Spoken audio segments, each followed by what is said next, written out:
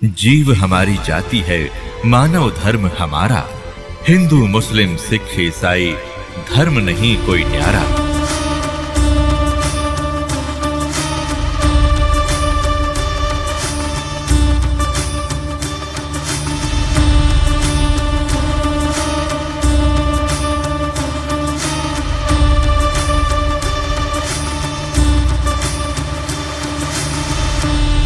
तो प्रसंग जो चल रहा है वहीं आते हैं। ये जितने भी हैं, विशेषकर राधा स्वामी पंथ, जय गुरुदेव पंथ, ये सच्चा सौदा सिरसा वाले और जगमाल वाली वाले और ये ठाकुर जी वाले, एक दनोद भिवाड़ी वाले, ये सारे नरे बबुल के पेड़ उग गए। अपने आत्माओं ये बताते हैं कि सतलोक में परमात्मा निराकार है और इन्हें ना सतलोक का पता। सतलोक क्या है? कहते वही सतलोक, वही सतनाम, वही सारनाम, वही सार शब्द और वही सतपुरुष। वो सतलोक ही है, वो निराकार है, चेतन प्रकाश है। और इन सभी कबीर पंथियों का और सभी इन राधा स्वामी से निकली हुई उनकी ब्रांचों का, जैसे सच्चा सौदा सिरसा और जगमाल वाली और ये ठाकुर जी, जय गुरुदेव जी वाले, इनका मानना है कि मोक्ष प्राप्त प्राणी सतलोक के अंदर उस परमात्मा के प्रकाश में ऐसे मिल जाती है वो आत्मा जैसे बूंद समंदर में। और एक है ब्रांजड़ी गांव जम्मू के अंदर एक नया संत मिला जिसका नाम है मधु परमहंस, और वो भी कबीर पंथी कहलाता है। और सतलोक को कैसे डिफाइन करता है?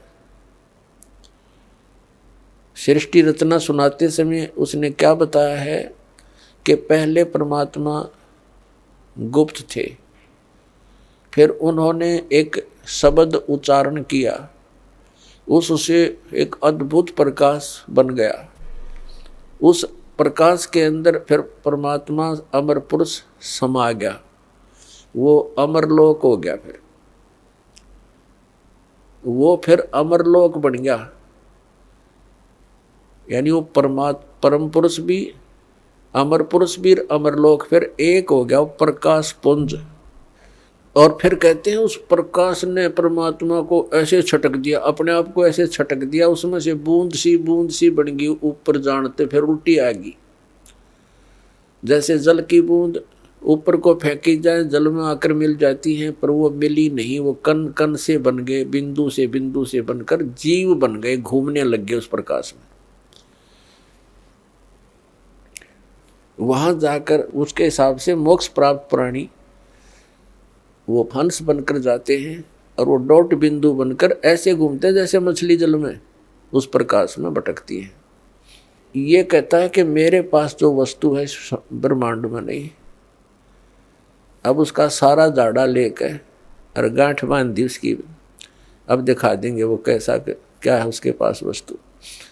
तो अपने आत्मा परमात्मा ने दया बख्शी है अपने ऊपर,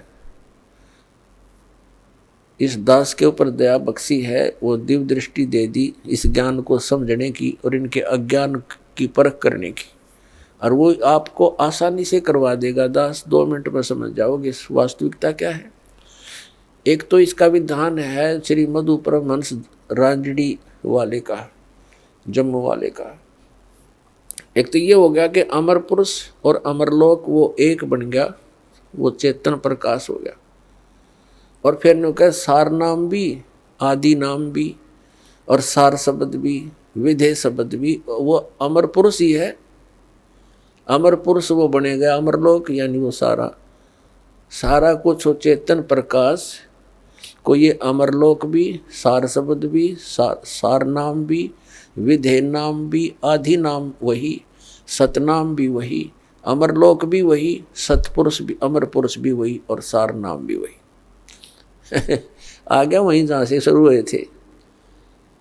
हे भगवान, ये भोली आत्माओं को क्या पता भी महात्मा जी पहुंचे होंगे, सतलोक देख कर आएंगे। खक देखा उन्हें सतलोक के अंदर ऐसी ही सृष्टि है, ऐसे ही मनुष्य, वह पशु पक्षी नहीं है, ये कीड़े मकोड़े नहीं हैं जो वहाँ सदाबहार वृक्ष हैं और सदाबहार वहाँ के काजू किस्मत सेब संतरे और फल फूल फ्रूट सारे सदाबहार हैं।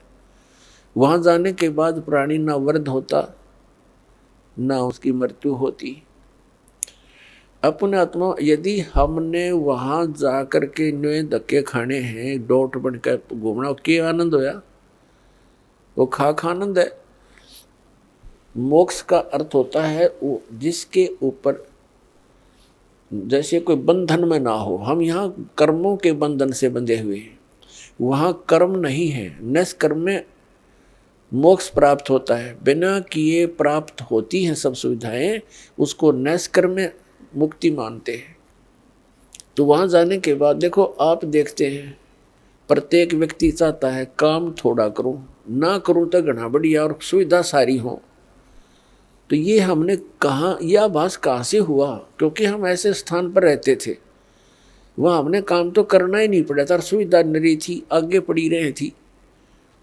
फिर दूसरा कोई बूढ़ा होना नहीं चाहता, वृद्ध अवस्था को कति पसंद नहीं करते, यानी 80 साल तक भी बाल काले करते रहे हैं और दांत कृत्रिम टडवाए ले हैं, और कुछ थोड़ी बहुत सेहत बूढ़ा सा ना दिखो हैं। और फिर मृत्यु कोई नहीं चाहता, और दोनों कंपलसरी। ये तो यहाँ का यूनिवर्सल ट्रूथ है, हार्ड एंड फास्ट रूल है तो इसका कि वृद्ध भी होगा और मृत्यु भी होगी, और हम दोनों पसंद नहीं करते, दोनों कंपलसरी होंगी यहाँ पर। इसी प्रकार कोई काम करना नहीं चाहता, हम उच्च शिक्षा किस लिए प्राप्त करते हैं कि हम कुर्सी पर बैठे दफ्तर के नीचे, नौकर हों, घंटी बजाएं, पानी पिलाओ, चाय लाओ, हैं, काम कुछ नहीं करना पड़े, तनख्वाह मिला गणी ठाठ से रहे। तो ये हमारी प्रवृत्ति जो यहाँ हम एक नकल कर रहे हैं, एक लकीर पीट रहे हैं सतलोक के उस सुख को भूल कर, उसको छोड़ कर, और वो वहीं प्राप्त हो सकती है। बबूल के पेड़ पर यदि कोई आम खोज रहा है बबूल के वन में, और वहाँ कोई आम ढूंढ रहा है, उस जैसा मूर्ख नहीं। तो हम इस बबूल के वन में, इस काल के लोक में, और वो सुख खोज रहे हैं सतलोक वाले। यहाँ के स्वर्ग महास्वर्ग में भी वो सुख नहीं है। तो वो बातें परमात्मा ने हमें याद दिलाई हैं। आप सुन रहे थे जगत गुरु तत्वदर्शी संत रामपाल जी महाराज जी के मंगल प्रवचन। अधिक जानकारी के लिए विजिट कीजिए हमारी वेबसाइट www.jagatgururampalji.org। संत रामपाल जी महाराज जी के शुभ आशीर्वाद से पूरे विश्व भर में 500 से भी ज्यादा नाम दीक्षा केंद्र हैं, जिन पर संत रामपाल जी महाराज जी द्वारा ऑनलाइन निशुल्क नाम दीक्षा दी जा रही है। अपने नजदीकी नाम दीक्षा केंद्र का पता करने के लिए संपर्क करें 8222880541।